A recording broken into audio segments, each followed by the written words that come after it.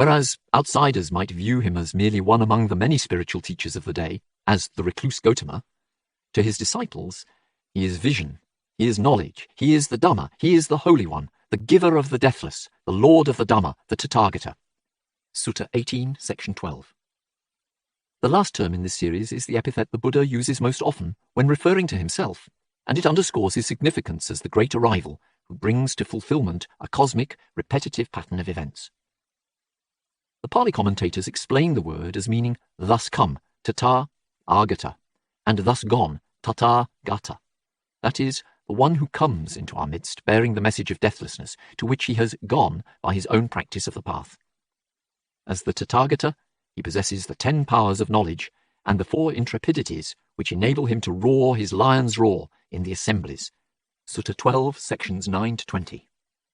He is not merely a wise sage or a benevolent moralist, but the latest in the line of fully enlightened ones, each of whom arises singly in an age of spiritual darkness, discovers the deepest truths about the nature of existence, and establishes a dispensation, sasana, through which the path to deliverance again becomes accessible to the world. Even those of his disciples who have attained unsurpassable vision, practice, and deliverance still honour and venerate the Tathagata as one who, enlightened himself, teaches others for the sake of their enlightenment. Sutta 35, section 26. Looking back at him following his demise, the first generation of monks could say, the Blessed One was the arouser of the unarisen path, the producer of the unproduced path, the declarer of the undeclared path. He was the knower of the path, the finder of the path, the one skilled in the path, which is followed by and attained to afterwards by his disciples. Sutta 108, section 5. The Four Noble Truths. The Buddha's teaching is called the Dhamma, a word that can signify both the truth transmitted by the teaching and the conceptual verbal medium by which that truth is expressed in order that it can be communicated and made comprehensible. The Dhamma is not a body of immutable dogmas or a system of speculative thought. It is essentially a means, a raft for crossing over from the near shore of ignorance, craving, and suffering to the far shore of transcendental peace and freedom. Sutta 22, section 13. Because his aim in setting forth his teaching is a pragmatic one, deliverance from suffering, the Buddha can dismiss the whole gamut of metaphysical speculation as a futile endeavour. Those committed to it he compares to a man struck by a poisoned arrow who refuses the surgeon's help until he knows the details about his assailant and his weaponry. Sutta 63, section 5. Being struck by the arrow of craving, afflicted by aging and death, humanity is in urgent need of help. The remedy the Buddha brings as the surgeon for the world, Sutta 105, section 27, is the Dhamma, which discloses both the truth of our existential plight and the means by which we can heal our wounds. The Dhamma that the Buddha discovered and taught consists at its core in 4 noble truths: the noble truth of suffering, dukkha; the noble truth of the origin of suffering, dukkha samudaya; the noble truth of the cessation of suffering, dukkha nirodha; the noble truth of the way leading to the cessation of suffering, dukkha nirodha gamini patipada. It is these 4 truths that the Buddha awakened to on the night of his enlightenment. Suttas 4, section 31, and 36, section 42. Made known to the world when he set rolling the matchless wheel of the Dhamma at Benares, Sutta 141, section 2. And held aloft through the 45 years of his ministry as the teaching special to the Buddhas, Sutta 56, section 18. In the Majjhima Nikāya, the 4 noble truths are expounded concisely at Suttas 9, sections 14 to 18, and in detail in Sutta 141, while in Sutta 28, the Venerable Sariputta develops an original exposition of the truths unique to that sutta. Yet, though they may be brought forth explicitly only on occasion, the 4 noble truths structure the entire teaching of the Buddha, containing its many other principles, just as the elephant's footprint contains the footprints of all other animals. Sutta 28, section 2. The pivotal notion around which the truths revolve is that of dukkha, translated here as suffering. The Pali word originally meant simply pain and suffering, a meaning it retains in the texts when it is used as a quality of feeling. In these cases, it has been rendered as pain or painful. As the first noble truth, however, dukkha has a far wider significance, reflective of a comprehensive philosophical vision. While it draws its affective colouring from its connection with pain and suffering, and certainly includes these, it points beyond such restrictive meanings to the inherent unsatisfactoriness of everything conditioned. This unsatisfactoriness of the conditioned is due to its impermanence, its vulnerability to pain, and its inability to provide complete and lasting satisfaction. The notion of impermanence, aniccatta, forms the bedrock for the Buddha's teaching, having been the initial insight that impelled the Bodhisattva to leave the palace in search of a path to enlightenment. Impermanence, in the Buddhist view, comprises the totality of conditioned existence, ranging in scale from the cosmic to the microscopic. At the far end of the spectrum, the Buddha's vision reveals a universe of immense dimensions, evolving and disintegrating in repetitive cycles throughout beginningless time. Many eons of world contraction, many eons of world expansion, many eons of world contraction and expansion. Sutta 4, section 27. In the middle range, the mark of impermanence comes to manifestation in our inescapable mortality, our condition of being bound to aging, sickness and death. Sutta 26, section 5. Of possessing a body that is subject to being worn and rubbed away, to dissolution and disintegration. Sutta 74, section 9. And at the close end of the spectrum, the Buddha's teaching discloses the radical impermanence uncovered only by sustained attention to experience in its living immediacy. The fact that all the constituents of our being, bodily and mental, are in constant process, arising and passing away in rapid succession from moment to moment, without any persistent underlying substance. In the very act of observation, they are undergoing destruction, vanishing, fading away, and ceasing. Sutta 74, section 11. This characteristic of impermanence that marks everything conditioned leads directly to the recognition of the universality of dukkha, or suffering. The Buddha underscores this all-pervasive aspect of dukkha when, in his explanation of the First Noble Truth, he says, in short, the 5 aggregates affected by clinging are suffering. The 5 aggregates affected by clinging are a classificatory scheme that the Buddha had devised for demonstrating the composite nature of personality. The scheme comprises every possible type of conditioned state, which it distributes into 5 categories: material form, feeling, perception, mental formations, and consciousness. The aggregate of material form, rupa, includes the physical body with its sense faculties as well as external material objects. The aggregate of feeling, vedana, is the affective element in experience, either pleasant, painful, or neutral. Perception, sanya, the third aggregate, is the factor responsible for noting the qualities of things, and also accounts for recognition and memory. The formations aggregate, sankhara, is an umbrella term that includes all volitional, emotive, and intellective aspects of mental life. And consciousness, vijnana, the 5th aggregate, is the basic awareness of an object indispensable to all cognition. As the Venerable Sariputta shows in his masterly analysis of the First Noble Truth, representatives of all 5 aggregates are present on every occasion of experience, arising in connection with each of the 6 sense faculties and their objects. Sutta 28, section 28. The Buddha's statement that the 5 aggregates are dukkha thus reveals that the very things we identify with and hold to as the basis for happiness, rightly seen, are the basis for the suffering that we dread. Even when we feel ourselves comfortable and secure, the instability of the aggregates is itself a source of oppression and keeps us perpetually exposed to suffering in its more blatant forms. The whole situation becomes multiplied further to dimensions beyond calculation when we take into account the Buddha's disclosure of the fact of rebirth. All beings in whom ignorance and craving remain present wander on in the cycle of repeated existence, samsara, in which each turn brings them the suffering of new birth, aging, illness, and death. All states of existence within samsara, being necessarily transitory and subject to change, are incapable of providing lasting security. Life in any world is unstable. It is swept away. It has no shelter and protector, nothing of its own. Sutta 82, section 36. The teaching of non-self. Inextricably tied up with impermanence and suffering is a third principle intrinsic to all phenomena of existence. This is the characteristic of non-self, anatta, and the 3 together are called the 3 marks or characteristics, tilakkhana. The Buddha teaches, contrary to our most cherished beliefs, that our individual being, the 5 aggregates, cannot be identified as self, as an enduring and substantial ground of personal identity. the notion of self has only a conventional validity, as a convenient shorthand device for denoting a composite, insubstantial situation. It does not signify any ultimate, immutable entity subsisting at the core of our being. The bodily and mental factors are transitory phenomena, constantly arising and passing away, processes creating the appearance of selfhood through their causal continuity and interdependent functioning. Nor does the Buddha posit a self outside and beyond the five aggregates.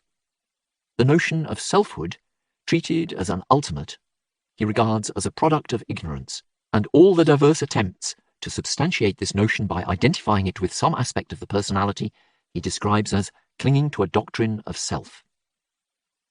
In several suttas in the Majjhima Nikāya, the Buddha gives forceful expression to his repudiation of views of self. In Sutta 102, he undertakes a far-reaching survey of the various propositions put forth about the self, declaring them all to be conditioned and gross.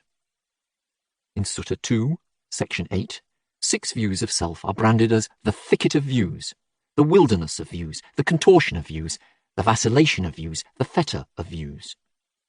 In Sutta 11, he compares his teaching point by point with those of other recluses and Brahmins, and shows that beneath their apparent similarities, they finally diverge on just this one crucial point, the rejection of views of self, which undermines the agreements.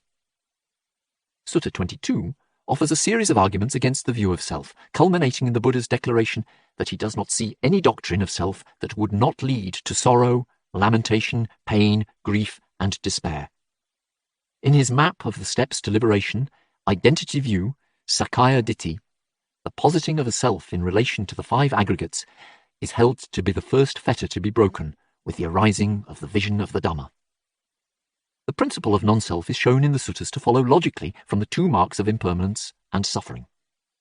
The standard formula states that what is impermanent is pain or suffering, and what is impermanent, suffering, and subject to change cannot be regarded as mine, I, or self. Sutta 22, section 26, Sutta 35, section 20, and so on. Other passages highlight the relationship among the three characteristics from different angles. Sutta 28 points out that when the external physical elements, earth, water, fire, and air, vast as they are periodically destroyed in cosmic cataclysms, there can be no considering this transitory body as self. Sutta 148 demonstrates by a reductio ad absurdum argument that impermanence implies non-self. When all the factors of being are clearly subject to rise and fall, to identify anything among them with self is to be left with the untenable thesis that self is subject to rise and fall. Sutta 35, section 19, connects the mark of non-self with that of dukkha, by arguing that because we cannot bend the five aggregates to our will, they cannot be taken as mine, I, or self. The origin and cessation of suffering. The second of the Four Noble Truths makes known the origin or cause of suffering, which the Buddha identifies as craving, tanha, in its three aspects: craving for sensual pleasures, craving for being, that is, for continued existence, and craving for non-being, that is, for personal annihilation. The third truth states the converse of the second truth, that with the elimination of craving, the suffering that originates from it will cease without remainder. The Buddha's discovery of the causal link between craving and suffering accounts for the apparent pessimistic streak that emerges in several suttas of the Majjhima Nikāya. In Sutta 13, with its disquisition on the dangers in sensual pleasures, form, and feeling. In Suttas 10 and 119, with their cemetery meditations. In Suttas 22, 54, and 75, with their shocking similes for sensual pleasures. Such teachings are part of the Buddha's tactical approach to guiding his disciples to liberation. By its own inherent nature, craving springs up and thrives wherever it finds something that appears pleasant and delightful. It proliferates through mistaken perception, the perception of sense objects as enjoyable, and thus to break the grip of craving on the mind, exhortation is often not enough. The Buddha must make people see that the things they yearn for and frantically pursue are really suffering, and he does this by exposing the dangers concealed beneath their sweet and charming exteriors. Although the second and third noble truths have an immediate psychological validity, they also have a deeper aspect brought to light in the suttas. The middle two truths, as stated in the general formulation of the Four Noble Truths, are actually telescoped versions of a longer formulation that discloses the origin and cessation of bondage in samsara. The doctrine in which this expanded version of the two truths is set forth is called paticca samuppada, dependent origination.